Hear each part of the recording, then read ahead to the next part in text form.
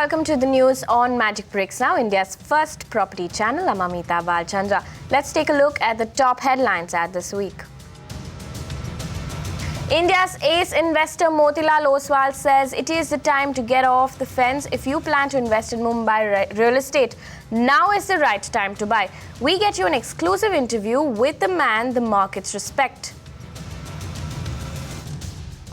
Round 2 of War of the Cities will begin on April 1st, announces Urban Development Minister Venkaiah Naidu at a Pune briefing. Also, we give you a peek into how the winning cities will fund their smart plans. Air pollution in Mumbai hits new lows owing to winter smog and a fire in a dumping ground. The city air is now as polluted as that of New Delhi. Malad and Chembur have the worst air quality in the city. We get you a special report. Now, for those of you sitting on the fence waiting for a price correction, here's a tip for you. If you're in the market to buy a home in Mumbai, this is the right time to buy, says ace investor Motilal Oswal. I caught up with the chairman and MD of Motilal Oswal Securities and began by asking him about the trends in financing in real estate and whether private equity investors were here to stay for the long term. Take a look. It is just the beginning. The organized real estate is now, I think, coming in, and the kind of quality of developers you can see here, they're all of huge repute.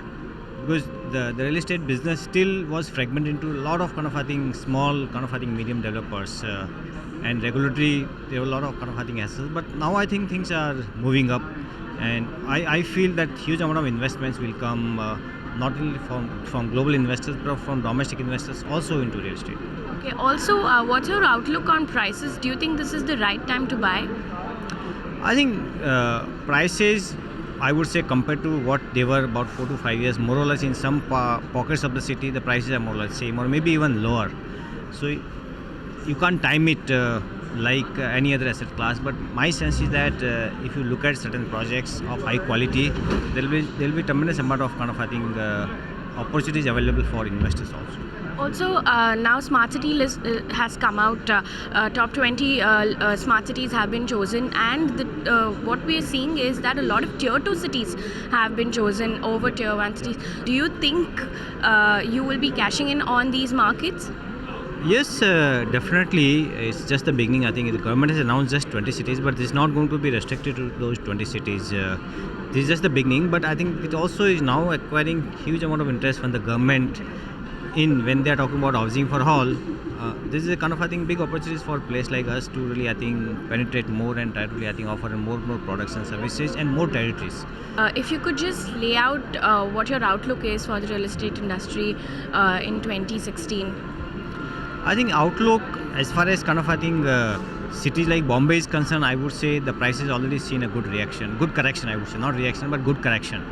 So I think it's the right time definitely to invest into this asset class as far as the city is Mumbai concerned. But I think the dynamics will depend from city to city.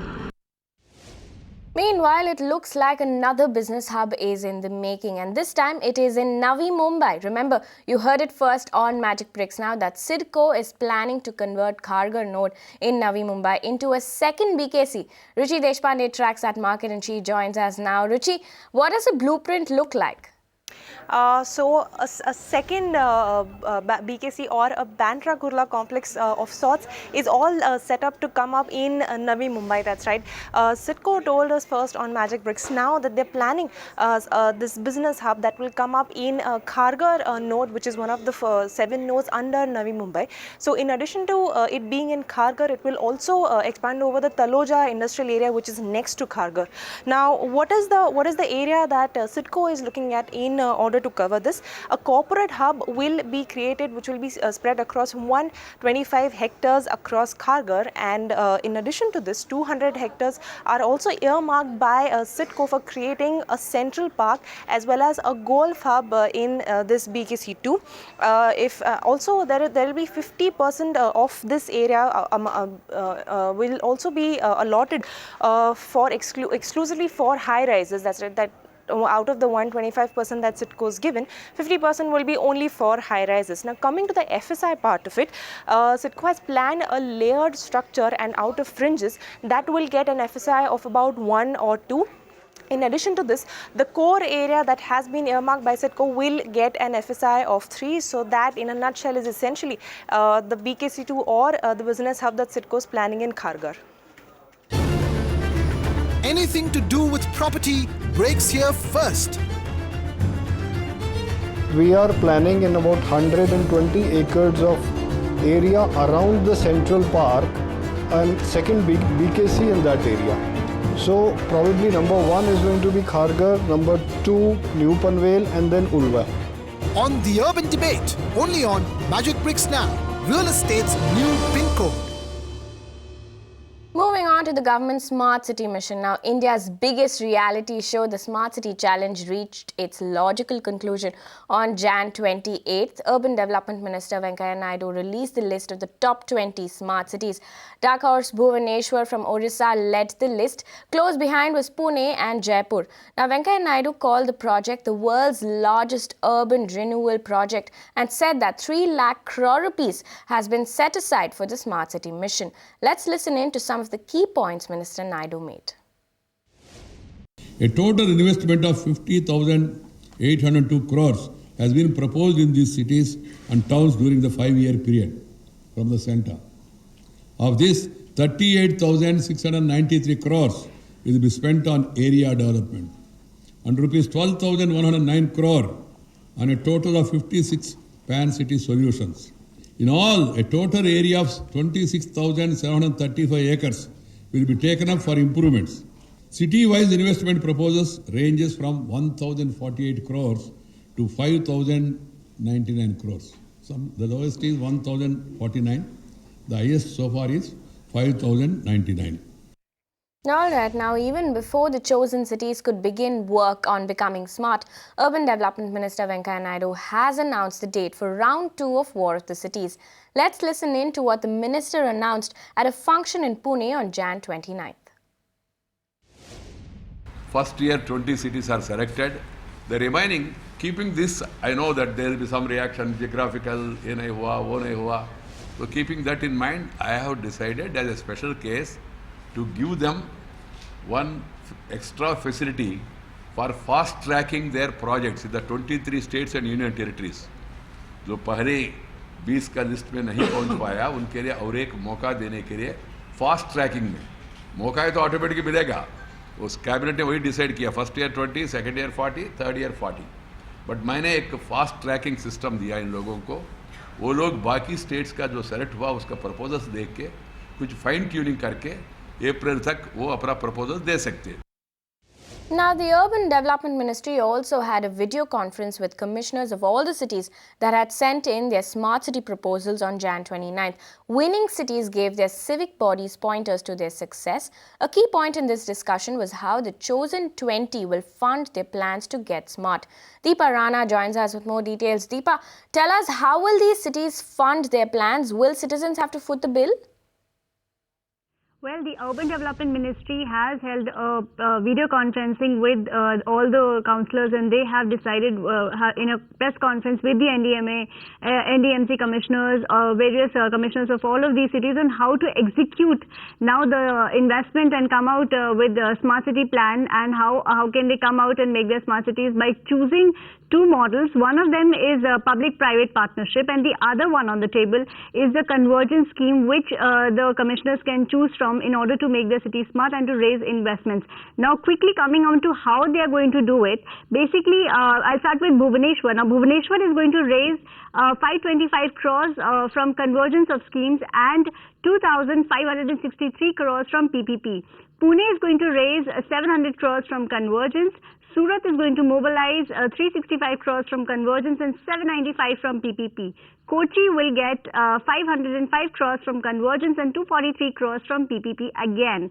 Jaipur is going to raise 440 crores from convergence and 2,582 crore from public-private partnership. Coming to Solapur, it's going to be 1,028 crores from convergence of schemes and 246 from public-private partnerships again. Coming to Devanagari, Belagavi in Karnataka is going to be 976 crore from only the public-private partnership. Coming to Delhi, it's going to be 797 crores from public-private partnerships.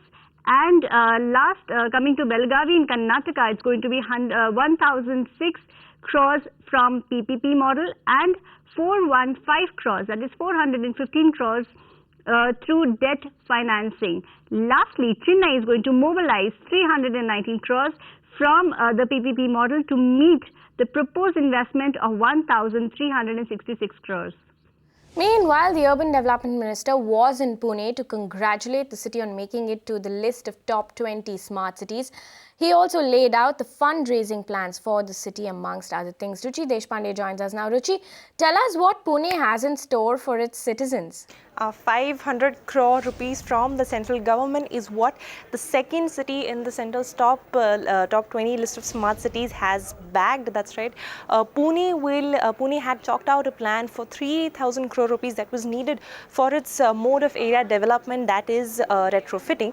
But the centre, in addition to giving it 500 crore rupees, will also make sure that the city raises 700 crores through convergence of various government schemes. Remember that these schemes will come from the local civic bodies that have already been provided the money by the central government. In addition to this, UD Minister Venkaiah Naidu also said that land monetization can be one of the ways for the city to raise the funds to transform itself into a smart city.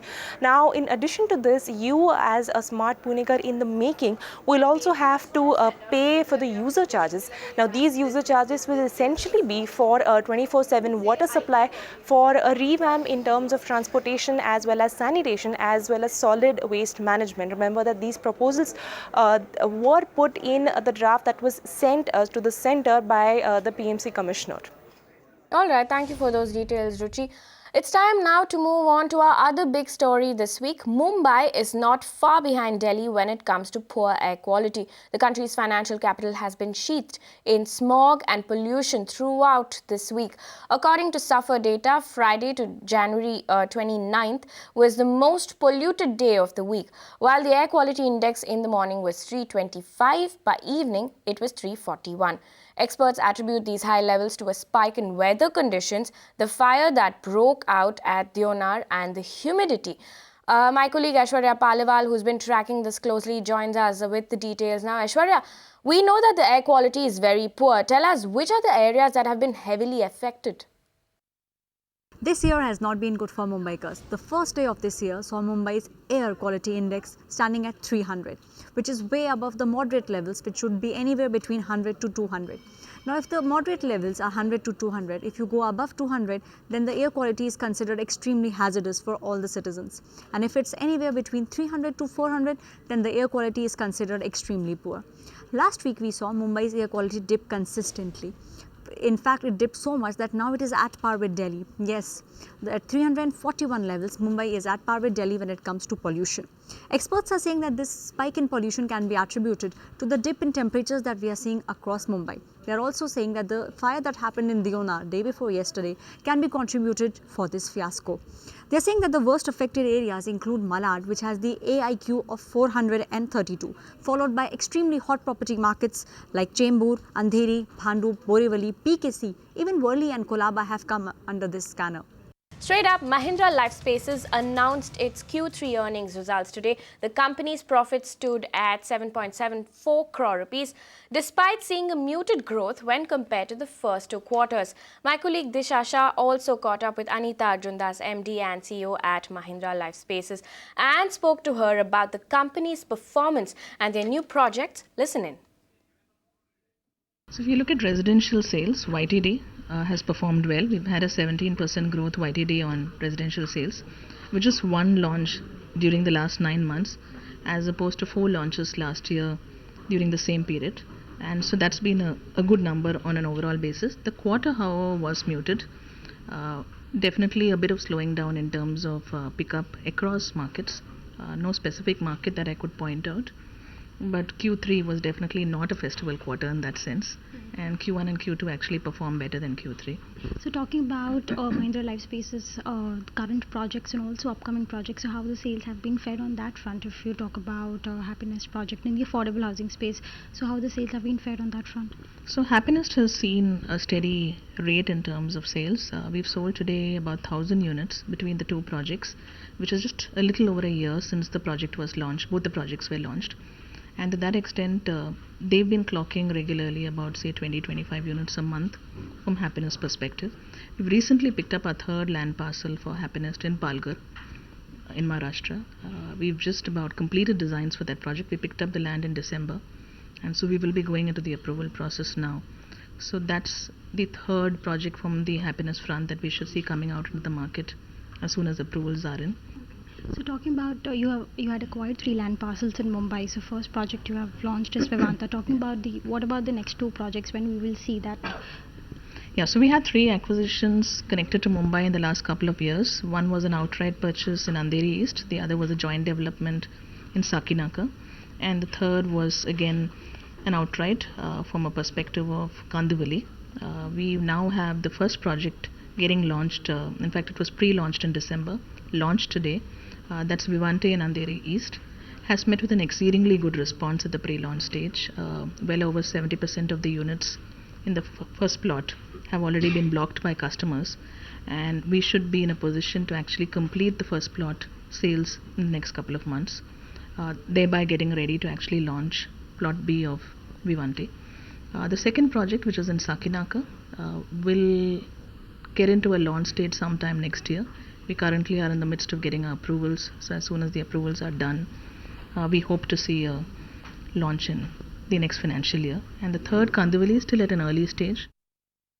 Moving on to our other big story now, the city of Mumbai is not far behind when it comes to poor air quality. The last 2 days have seen the air quality deteriorate to 206 when compared to 196 the day before. The areas that are considered the most expensive when it comes to real estate are amongst the most affected areas. My colleague Aishwarya Palaval has details on the air quality in Mumbai. Take a look.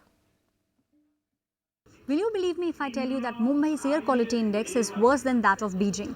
Yes, that's true. As of today morning, Mumbai's air quality index stood at 206. Beijing currently is standing at only 154. When we talk about Mumbai specifically, some of the most sought after areas like Khar, Chembur, Santa Cruz and Bandra are the worst affected areas. Places like Santa Cruz, Khar and Lower Parel have seen their air quality deteriorate 4 times in the past few weeks. Santa Cruz air quality index stands at 95. Worli's at 163, Lower Parel's at 173 and Chembur at 163. All this points to the fact that even if you buy a house in a very posh locality, it does not guarantee you a very good quality of life.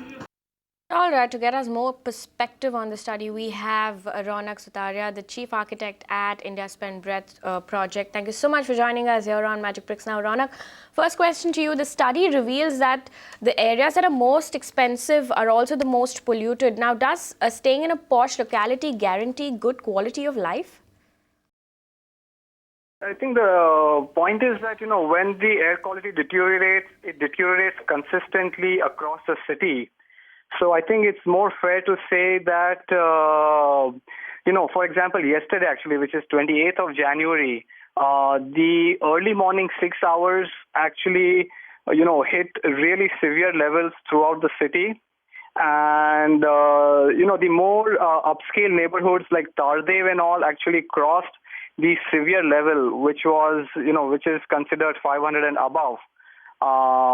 Just to give you a context, the regular levels need to be around 60 micrograms per meter cube for PM 2.5. But yesterday we saw spread over 6 to 7 hours, the levels were crossing over 400 to 500. And this was, equally bad in the fancier parts of the city. The South Mumbai also saw very high levels. So, yes, I mean, one can say that, living in a upscale locality does not automatically guarantee good air quality. Tell us, what are the reasons for this deteriorating air quality? The reasons, there are plenty. I mean, the primary factors that we are monitoring is the PM 2.5, which is the small or the fine particles, and the PM 10, which is the larger particles. The reasons can be right from burning of fossil fuels, which would mean coal or diesel or petrol. These are primarily considered the main causes for the finer particles of pollution. The larger particles, of course, is kicked up by things like road dust or construction site activity causes the larger particle pollution. Then there is, of course, pollution constituents like NO2 and things which also are emitted by vehicles. So there are a multitude of factors which come into play. There are also, of course, environmental reasons why pollution goes up. So, there is not one single reason, but when many of these come together, it causes significant,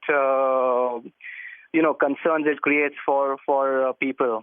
Okay, Ronak, thank you so much for joining us here on Magicbricks. Now, moving on, if you've always liked the idea of tall buildings and wondered how much taller it could be made, then here's something for you. If you're planning to buy your dream home in one of those skyscrapers as a home buyer, then you must also know some of the building rules in the neighborhood you're planning to buy. Let's kickstart that process with FSI, or the Floor Space Index. Take a look. Floor Space Index, or Floor Area Ratio, that's FAR, is the ratio of a building's total built-up area to the size of the plot on which it is built. Too complicated? Let me break it down for you. Let's say the total plot area is 1000 square feet. If the FSI is 2, the builder can build twice the plot size. Simply put, the higher the FSI, more the space the builder can construct on that land.